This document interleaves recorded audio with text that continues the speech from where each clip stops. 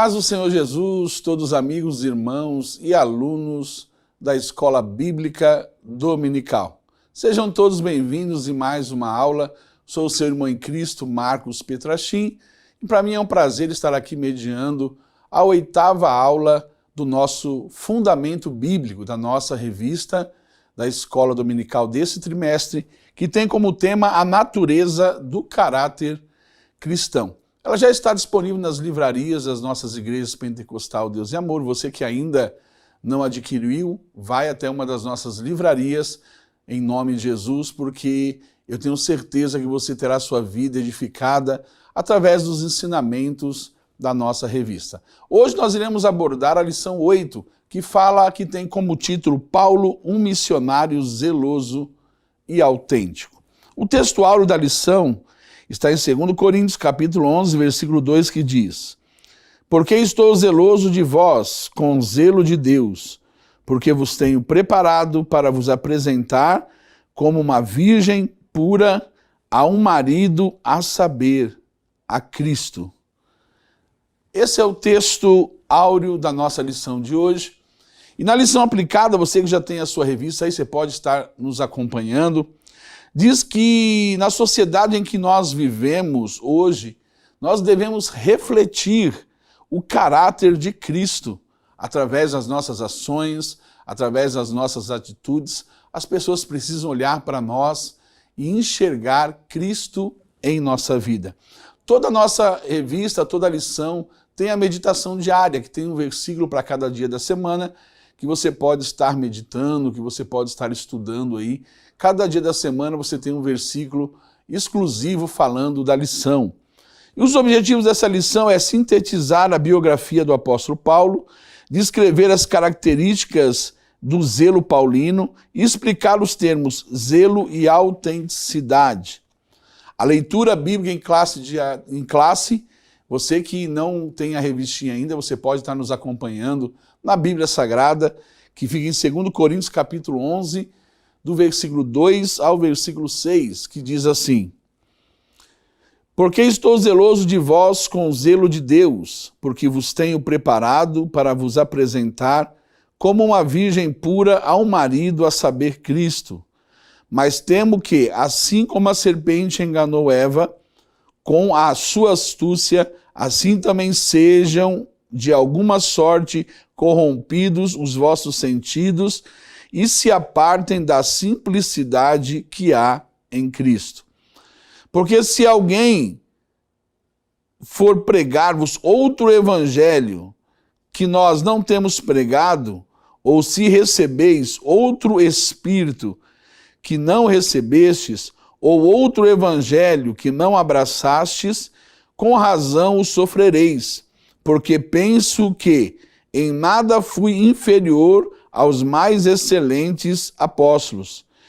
E se sou rude na palavra, não sou, contudo na ciência, mas já em tudo nos tem feito conhecer totalmente entre vós. Nós vemos aqui um escrito do apóstolo Paulo para os irmãos que estavam ali em Corinto, na sua segunda carta. Nós acabamos de ler aqui, e algo que nos chama a atenção é quando ele adverte os irmãos em Corinto para que eles não venham dar ouvido a um outro Jesus que venham pregar, né, iriam pregar para eles, que não vinham dar ouvido a um outro evangelho que eles iriam pregar a eles, porque seria um outro. E o que eu quero enfatizar aqui é que essa palavra outro, para nós, nos dias de hoje, a palavra outro tem um significado. Qual o significado? Algo diferente. Um outro. Até que seja parecido, mas algo diferente. Porém, a palavra outro no grego, se você for ver a definição da palavra no grego, ela tinha 2 significados. Aqui nós vemos o apóstolo Paulo escrevendo outro, mostrando que é outro totalmente diferente, o que nós conhecemos hoje. Um outro Jesus, um outro evangelho, um outro ensinamento. Porém, tem um texto que Jesus diz que ele iria para o Pai e iria enviar o outro Consolador. Essa palavra, o outro, significa o mesmo, da mesma essência, igual, idêntico. Né? Então, no grego, nós temos aí essas duas definições da palavra outro. Nós vemos aqui, irmãos, o amor de Paulo, a dedicação e o zelo que ele tinha para com a obra do Senhor eram incontestáveis e admiráveis. Paulo era um homem que realmente se dedicou à palavra do Senhor após ter tido um encontro real com Jesus Cristo.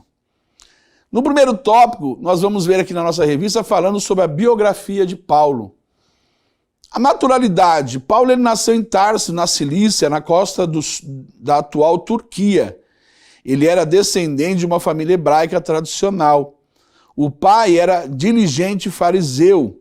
E logo quando era pequeno, o pai de Paulo já tinha colocado ele numa escola rabínica para que ele viesse aprender aos pés de um sábio, de um rabino chamado Gamaliel. Então o apóstolo Paulo, desde pequeno, ele conheceu sobre as escrituras, sobre a lei judaica.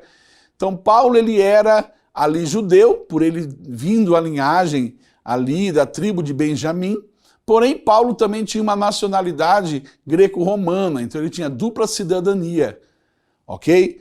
Ele tinha dupla cidadania. Paulo, ali, os judeus, ele era fariseu de fariseu, como diz a Bíblia. Fariseu era uma das seitas dos judeus, porque naquele tempo tinha várias divisões do judaísmo. Os fariseus, os saduceus, os essênios, os zelotas, os herodianos. Então, tinha várias divisões. Eram todos judeus, mas cada um acreditava em algo. E os fariseus eram os mais ortodoxos. Quero deixar algo aqui também para que vocês venham conhecer e saber que naquele tempo, quando alguém chamava alguém de fariseu, era um orgulho para aquela pessoa ser chamada de fariseu, porque o fariseu era um homem religioso, era um homem que era um símbolo ali de um homem espiritual, um representante de Deus entre os homens. Então, quando alguém era chamado de fariseu, a pessoa se orgulhava. Até quando Jesus ele veio cumprir o seu ministério terreno e ele desmascarou ali os fariseus, dizendo ali que as pessoas viessem a fazer tudo aquilo que eles estavam ensinando, mas que não viessem fazer o que eles estavam fazendo, porque eles eram hipócritas.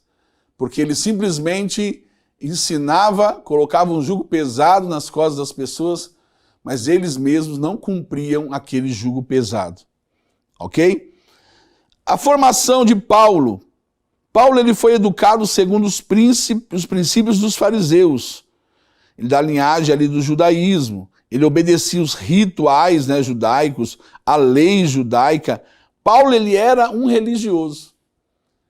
Ele era tão religioso que quando nós vamos ler na Bíblia Sagrada que ele recebeu carta para perseguir os cristãos, ele achava que estava fazendo algo bom para Deus, que era perseguir os cristãos, prender os cristãos, pelo que ele tinha aprendido. Ele aprendeu errado, então hoje isso é um exemplo para nós. Muitas vezes nós conhecemos pessoas que agem de forma errada. E normalmente, no meio do cristianismo, quando nós vemos uma pessoa agindo de forma errada, a primeira coisa que acontece é nós apontarmos, é nós queremos julgarmos aquela pessoa porque ela está fazendo errada, mas às vezes ela está fazendo errada porque ela aprendeu daquela forma. Ela não teve ninguém para ensiná-la o que é correto. E enquanto ninguém for até ela ensinar o que é certo, o que é correto, aquela pessoa vai continuar fazendo errado. E Deus ele quer usar a minha vida e a sua vida para poder abrir os olhos dessas pessoas que fazem coisas erradas, mas que aprenderam, não tem culpa, porque eles aprenderam que era daquela forma e até hoje eles fazem porque eles acham que é certo. Mas Deus vai nos usar para abrir os olhos, a visão dessas pessoas, para mostrar para eles o que é verdade. Ok? Paulo, ele teve um encontro com quem? Com Jesus. Quem mostrou para ele que ele estava errado foi o próprio Cristo. Cristo teve um encontro com ele no caminho de Damasco, como muitos já conhecem, e ali ele ficou cego durante 3 dias, ali orando, jejuando. Jesus ali teve um encontro, conversou com ele, e aquele homem que era perseguidor da igreja agora, que era perseguidor da igreja, passou a ser perseguido. Porque na vida de Paulo houve uma transformação. No tópico 2, veremos o zelo apostólico de Paulo. Nós vemos que Paulo era um homem zeloso da lei de Deus. Depois que ele se converteu, ele estudou 14 anos ali Cristo, os ensinamentos dos discípulos, dos apóstolos. 14 anos ele ali aprendeu e ele tinha um zelo muito grande para as coisas de Deus. E aqui nós vemos na nossa lição que naquele tempo Paulo ele tinha proibido mulheres de praticar o ensino nas igrejas. Por quê? Naquele tempo tinha muitas mulheres supersticiosas. Então quando Paulo, nós lemos ali Paulo dizendo para as mulheres na igreja ficar calada, hoje nós vemos muito preconceito com isso. Tá? Dizendo, as mulheres não podem ter oportunidade. Podem sim, Paulo respeitava as mulheres. Naquele tempo, Paulo só dizia isso para as mulheres não falarem ali na igreja. Por quê? Porque existia naquele tempo, a cultura daquele tempo, muitas mulheres que mesmo estando na igreja, eram mulheres que estavam ensinando ali ensinos supersticiosos, principalmente ali na igreja de Éfeso. Principalmente na igreja de Éfeso, tinha muitas mulheres ensinando esses ensinamentos. No judaísmo, no tempo até hoje no judaísmo, as mulheres não têm vez, as mulheres têm que ficarem caladas. Mas nós vemos que era uma educação, era o costume. Mas no cristianismo, Paulo ele recomenda que as mulheres sejam instruídas na fé. O apóstolo Paulo sempre valorizou o trabalho das mulheres, e principalmente aquelas que auxiliavam na obra de Deus, que ajudavam ali a obra do Senhor crescer. Em respeito e zelo por elas, fundamenta-se certamente no exemplo de algumas mulheres abnegadas do Antigo Testamento. Então Paulo tinha um respeito pelas mulheres, porque Paulo sabia que Deus ele usava as mulheres, como usou no Antigo Testamento. Aqui na nossa revista nós iremos ver ele dando exemplo de Ruth, Abigail, Esther, a profetisa Débora, entre outras mulheres. Paulo conhecia ali essas mulheres do Antigo Testamento que foram usadas nas mãos de Deus. Então Paulo respeitava as mulheres. Nós vamos falar agora sobre o zelo de Paulo e ordem de Paulo na igreja. Paulo ele tinha um zelo muito grande, irmãos, e ele não aceitava heresias. Ele ensinava Tito, Timóteo e todos aqueles que o seguiam para combater as heresias. E nós vemos que na igreja de Creta havia até mesmo alguns presbíteros que já haviam se corrompido.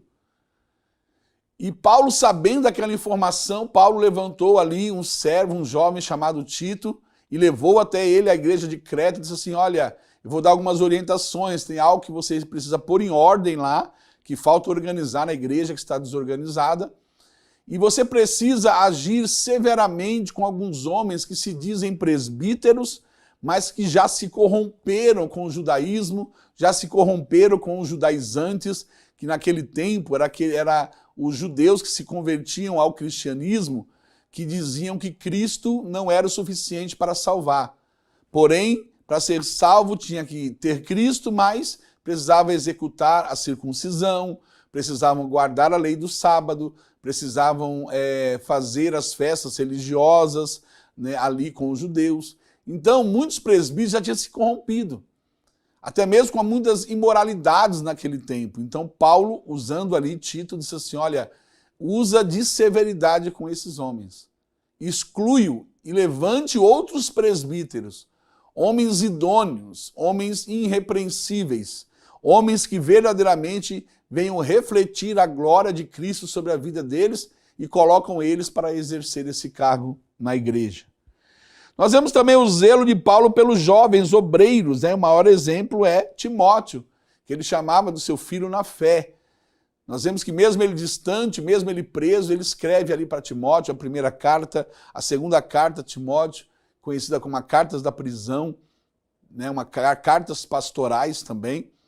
E Paulo, mesmo preso, ele escreve ali dando as últimas orientações a Timóteo, para que Timóteo viesse permanecer firme, para que Timóteo viesse sofrer as aflições como um bom soldado de Jesus Cristo.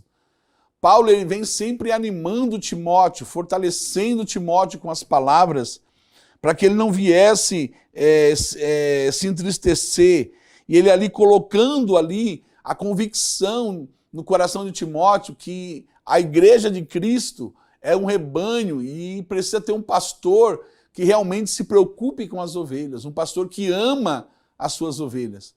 Então Paulo ele era um homem que se preocupava também ali com o rebanho de Cristo e com os seus líderes que estavam ali na frente daquele rebanho. Nós vemos ali também uma outra situação no tópico 4 aqui, que nas vítimas do naufrágio, Paulo ele sofreu 3 naufrágios enquanto fazia a obra de Deus. Paulo, irmão, não era um homem que ele falava algo que ele ouvia, não.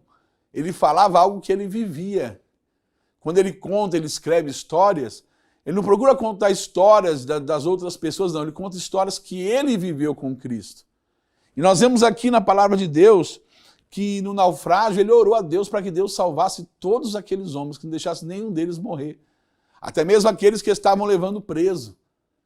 Orando ao Senhor, dizendo, Senhor, não deixe nem faltar o alimento. Não deixe que ninguém morra. E Deus, ele ouvia a oração de Paulo. E Paulo, ele sobreviveu àquele naufrágio. Agora vamos falar sobre a autenticidade de Paulo, né? A autenticidade da conduta de Paulo. Paulo, ele tinha uma linguagem sadia. Muitos olhavam para ele e via nele a ausência de cobiça. Paulo não cobiçava nada. A única coisa que Paulo queria fazer era a vontade de Deus. A única coisa, ele não tinha interesses próprios, vaidades, não. E ele refletia verdadeiramente Cristo sobre a sua vida. Como ele mesmo ousou dizer um dia, sejam meus imitadores, como sou eu de Cristo.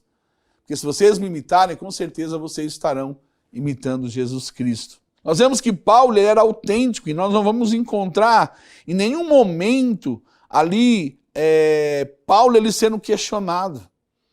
Paulo ele sendo ali questionado por algo que ele estava fazendo que não estava agradando a Deus. Então nós vemos aqui na revistinha mostrando que Paulo ele era autêntico porque ele falava o que realmente ele vivia. E ele jamais perdeu aquela autoridade apostólica que Deus tinha dado para ele. Por quê? Porque ele era um homem que ele honrava a sua palavra. Era um homem que quando ele falava, ele cumpria aquilo que ele falava, ele vivia aquilo que ele ensinava. Ele era um exemplo de vida. As pessoas conseguiam olhar nele e ver nele um exemplo de homem de Deus. Ele não era aquele líder só que mandava fazer. Ele era um líder que ele mostrava como deveria ser feito. Paulo, ele era diferenciado. Paulo, ele era um homem que ele tinha uma autenticidade e ele era sincero em suas palavras. Ele era quem ele era, ele não se escondia atrás de uma capa, ele não se escondia atrás de uma posição. Não, Paulo, ele era daquela forma, foi daquela forma que Deus o chamou e daquela forma que Deus o usou, da maneira que ele é, na sua simplicidade, na sua humildade, Deus o usou. Como Deus também quer nos usar, na nossa simplicidade. Como eu sempre digo, né, Deus está atrás de vozes, não atrás de ecos. Muitas pessoas estão hoje em dia procurando ser eco de outras pessoas. E Deus não precisa de eco, Deus precisa de vozes. E Deus vai usar você na sua personalidade, não precisa você ficar imitando fulano ou ciclano, não.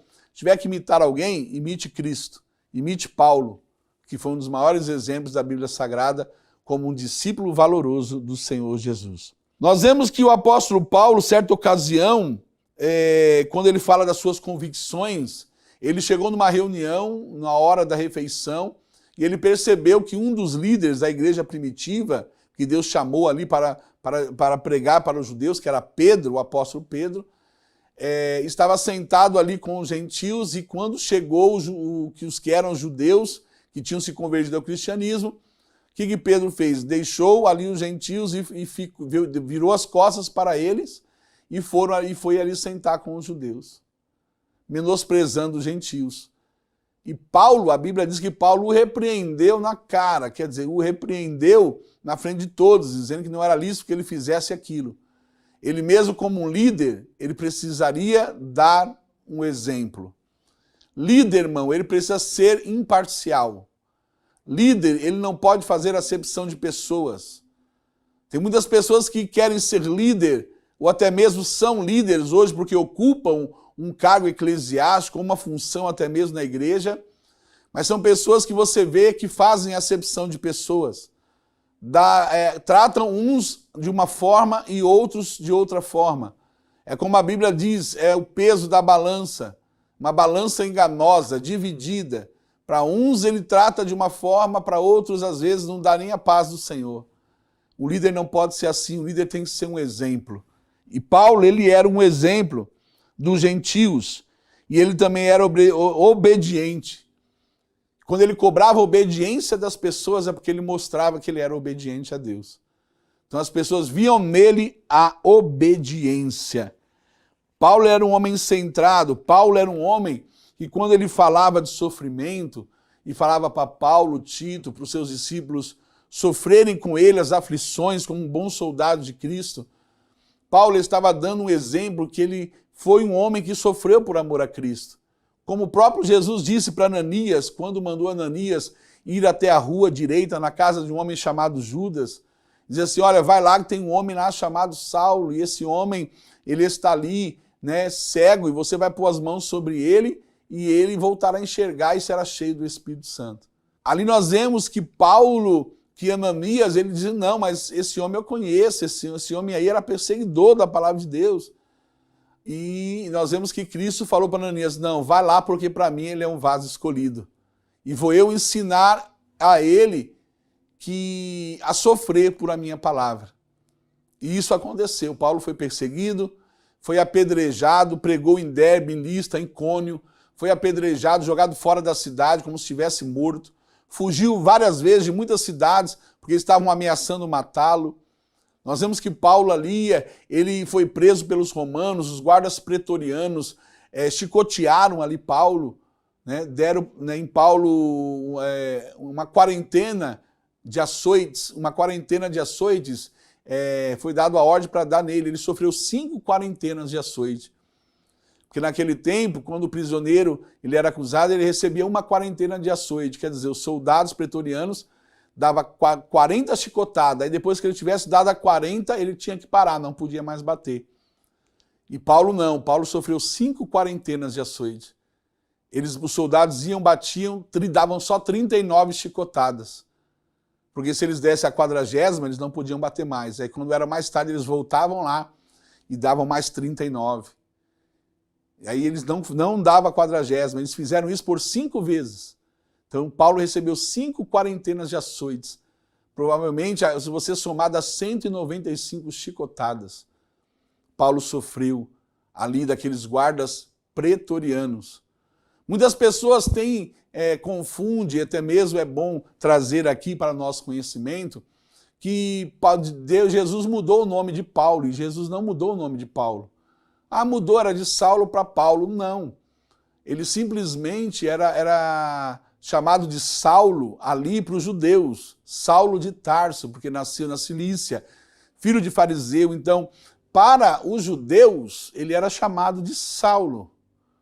E para Roma, né, os romanos, ali grego-romano, e para os gentios, ele era chamado de Paulo. E alguns historiadores até dizem que foi até mesmo bom chamar ele de Paulo, para que as pessoas, os gentios, o aceitassem. Porque se muitos gentios soubessem que ele era o Paulo que perseguia os cristãos, muitos iam rejeitá-lo. Tá? Então Jesus não mudou o nome de Paulo, simplesmente Paulo, ele mudou, depende da localidade, o nome dele era chamado diferente. Tá? Saulo e Paulo. Então Jesus não mudou o nome de Paulo. Ok? E para concluir a nossa lição, a Bíblia ensina que as pessoas são mais valiosas que os bens materiais. Por isso, os obreiros devem investir o seu tempo em forças no pastoreio do rebanho de Deus. O zelo e a preocupação de Paulo pelos seus companheiros de ministério e pela conversão dos pecadores demonstra-nos como os amava e os valorizava acima da própria vida. Além disso, a vida de Paulo ensina-nos que o comportamento cristão deve sempre estar em sintonia com as suas convicções cristãs. E nós vemos aqui que Paulo era um homem que ele se dedicou não só pela metade para Cristo, ele se dedicou de corpo, alma e espírito. E Paulo, ele tinha a convicção do Deus a qual ele estava servindo, e nós vemos essa convicção quando ele tinha que subir para Roma, e muitos diziam ali, até mesmo o profeta foi lá, pegou o cinto e passou aquela profecia, olha, esse homem desse cinto vai subir a Roma e ele será perseguido, será preso, né, chicoteado. E ali os discípulos que andavam com Paulo disseram assim, olha, Paulo, não vai até Roma, que se vocês forem lá, se você for lá, eles vão te chicotear, vão te prender. E Paulo muito se entristeceu, disse assim, por que te preocupas com isso? Se eu tiver que subir a Roma, eu vou subir porque eu não estou somente pronto para sofrer por amor a meu Cristo. Não estou somente disposto a ser chicoteado ou a ser preso por amor a Ele, não. Eu estou pronto até mesmo para dar a minha vida por amor a Jesus Cristo. Será que nós estamos preparados para dar a nossa vida por Jesus Cristo? Será que eu e você estamos preparados para dar a nossa vida, não negando a Jesus, mediante as circunstâncias, mas confiando todo o tempo nele, sendo fiel a ele até a morte? Isso é uma reflexão que nós devemos fazer. Como Paulo disse, olhai, examinai a si mesmo. Olhai para nós mesmos. Como é que está a nossa fé? Como é que está a nossa convicção em Jesus e na salvação que ele tem nos preparado? Irmão, toda a revista tem o Praticando Conhecimento, tem 5 perguntas que você pode responder para aumentar o seu conhecimento. Então você pode estar escrevendo de lápis, né? Depois você procurando ali a resposta correta no livro para ver se realmente você aprendeu. Porque o interessante é você aprender. Porque muitas pessoas querem decorar e quando nós decoramos algo, nós podemos decorar e lembrar daquele algo uma semana. Mas depois de 2, 3 semanas, quando vierem perguntar aquele algo para nós não vamos saber, porque nós decoramos. Então o importante não é decorar, o importante é você aprender. E como é que você vai aprender? Quando você lê, você fazer o praticando conhecimento, responder as perguntas, sempre estar ouvindo, sempre estar disposto a aprender mais e mais. E com certeza Deus te dará sabedoria e entendimento do alto. Que Deus abençoe a vida de cada um de vocês. E em nome de Jesus Cristo, Deus permitir, estaremos aqui na próxima lição. Estaremos trazendo mais um ensinamento aí da nossa revista, A Natureza do Caráter Cristão. Que Deus abençoe, que a graça e a paz de Cristo esteja com todos vocês, em nome do Senhor Jesus Cristo.